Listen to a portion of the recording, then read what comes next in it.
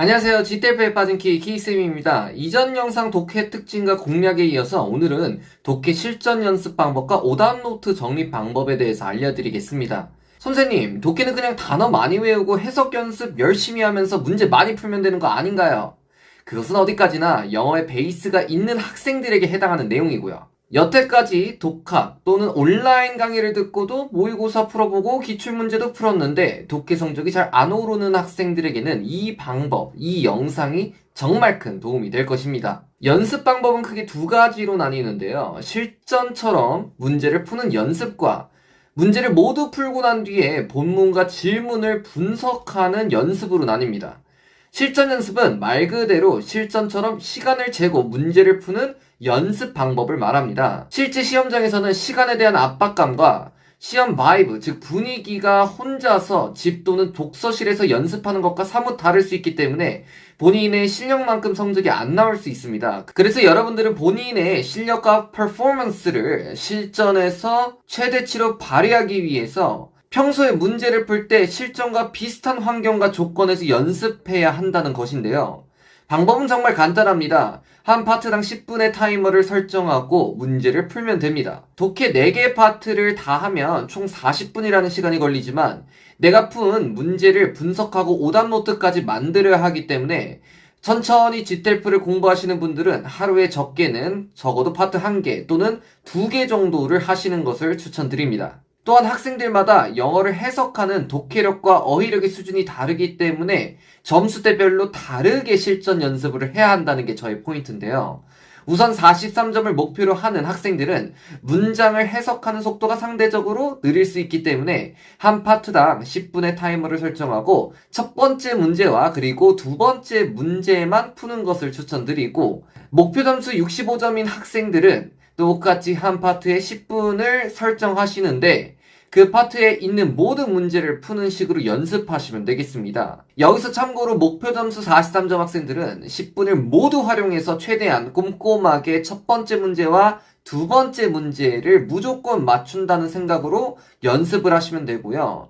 목표 점수 65점 학생들은 10분 동안 본문을 전체적으로 읽으면서 총 7개의 문제를 풀어야 하기 때문에 내가 평상시에 어느 정도 속도로 읽어야지 실제 시험에서도 10분을 초과하지 않을까에 대한 감각을 느끼면서 평상시에 연습을 해야 됩니다. 이 말이 잘 이해가 안 가신다면 지금 G텔프 모의고사 독해 한 파트를 펴서 10분의 타이머를 설정하고 풀어보세요. 10분 안에 내가 문제를 못 풀었다면 지금 내가 읽고 있는 속도나 질문을 처리하는 또는 답을 고르는 속도보다는 좀 더 빨라야 한다는 것을 의미하고 10분보다 한 2, 3분 정도 빠르게 읽었지만 정답률이 50% 미만이라면 좀 더 천천히 읽으면서 문제를 꼼꼼히 보면서 실수를 줄이는 방향으로 개선하는 것이 좋습니다. 잘 안 풀리는 문제들은 너무 오랜 시간을 투자하지 마시고 본문과 질문의 보기를 한두 번 읽어봐도 답을 못 찾는 문제는 우선 넘기시며 다음 문제로 넘어가면서 내가 확실하게 맞출 수 있는 문제만 가져가겠다라는 마인드로 끝까지 최선을 다해서 푸시면 되겠습니다.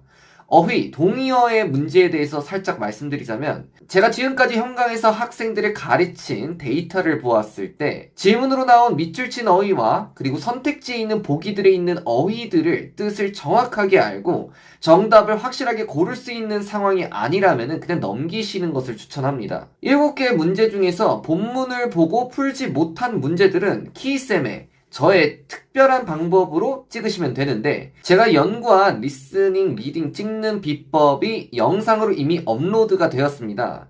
영상 링크를 댓글로 고정해 놓을 테니 확인을 꼭 해주시길 바랍니다. 여기까지가 실전을 위한 연습이었다면 다음은 본문과 질문을 분석하는 연습을 해야 합니다.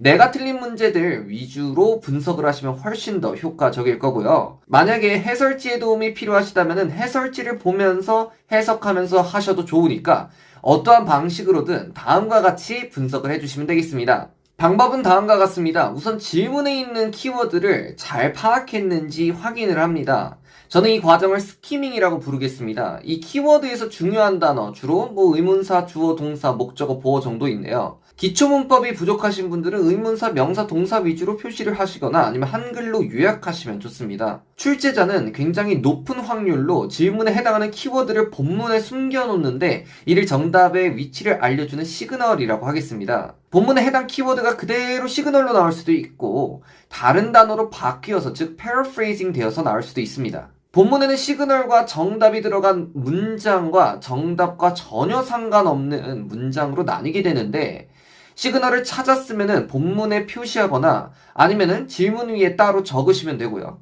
그리고 정답과 상관 있는, 즉 정답이 들어있는 문장을 하이라이트를 하시고 정답이 들어간 선택지에 따로 표시하거나 아니면은 옆에다가 쓰시면 되겠습니다. 만약 본인이 잘못된 보기를 골랐다면, 즉 문제를 틀렸다면 해설지를 보고 내가 단순한 실수를 한 것인지 아니면 전혀 모르는 paraphrasing 표현이 정답으로 출제된 것인지를 구분하면 좋습니다. 단순 실수라면 내가 고른 오답의 어느 부분을 보고 틀렸는지를 간단하게 적으시고 내가 모르는 paraphrasing 표현이 나왔다면 정답인 선택지 옆에 정리를 하시거나 아니면 따로 정리하시면 되겠죠. 이 방법으로 학생들은 본인이 틀린 이유, 질문의 키워드를 잘못 파악해서 틀린 것인지 시그널 표현을 잘못 찾은 것인지 패러프레이징을 몰라서 틀린 것인지 본문의 해석을 잘못 해석한 것인지에 대한 진단을 할 수 있으며 이는 학생들의 독해 점수 향상에 큰 도움이 될 것입니다. 마지막으로 방금 분석한 방법을 오답노트로 만드는 방법에 대해서 알려드리고 이 영상을 마무리할 건데요.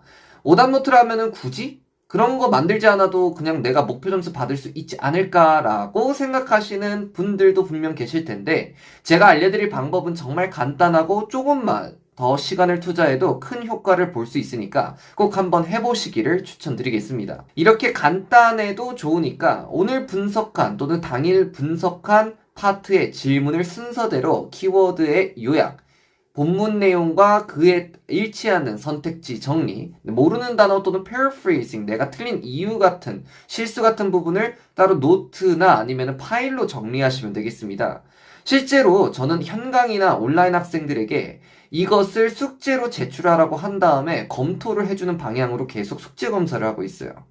처음에는 힘들어해도 일단 적응하고 나면은 정말 놀라운 결과가 있을 것입니다. 항상 제가 학생들에게 강조하는 부분이지만 단기간에 여러분들이 목표 점수를 받으려면 그 단기간, 즉 짧은 시간 안에 더 많은 시간과 노력을 투자해야 한다는 것을 절대 잊지 않았으면 좋겠습니다. 특히 고급 어휘와 패러프레이징 비중이 커진 현재 GTELF 독해의 트렌드를 비추어 봤을 때 이 방법은 GTELF 독학이나 아니면 온라인으로 듣는 학생들에게 정말 큰 도움이 될 것이라고 생각합니다. 구독과 좋아요 꼭 눌러주시고요. 다음 영상에서 또 좋은 컨텐츠로 뵙겠습니다. 그럼 안녕!